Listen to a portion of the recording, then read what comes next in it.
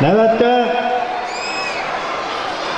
Sharqiy Turkistonliklar Federatsiyasining qurg'uvchi a'zosi, ilm ashraf rahbar raisi Jur'at Hojimni olqishlar ichida so'zga taklif qilamiz. Qani marhamat.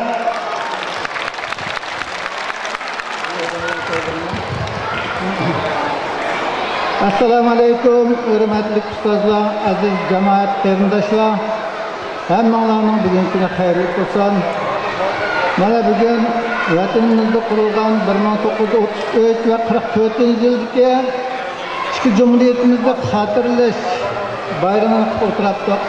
Bunun kelgan barliq aziz qarindoshlarimizga aslab ajrat taqdim. Aziz qarindoshlar, biz her vaqt, her zaman bu katallarda, bu işkitimle kurulgan cumhuriyetimizde hatırlayınız da botamay, buna deyken biz mi şu aziz vatanimizde, şu bayramımızda ötüşke, barlık kırındaşlar birlikte kılsak.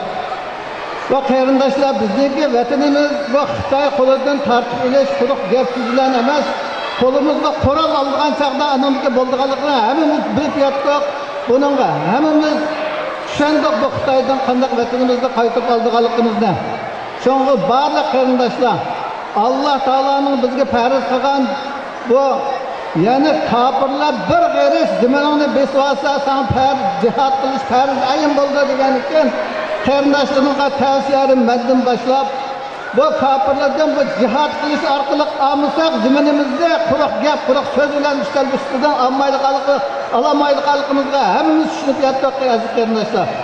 Şu barlyk qarindaşlarymyzdan bu devletlik yanını yettirip vatanimizde fakat Kur'an bilen alıdığan şu Xitay üstün cihat kılıp çıkana yetiştirken çağda vatanını qaytırıp Allah'laydıqalıqımızda düşünüp yetken çağda meyle kandak teşkilatına endi bolun, meyle şu teşkilatınki kulluğu tusulun, yardımcısı olun, fakat Allah rızalık için cihattan ibaret o ruhunu yıkıldırıp şu cemaatimizi kollaşılan anamızı bu vatanını Xitaydan qoğlap, çıkırıp Xitayını vatanını alalayınız kardeşler.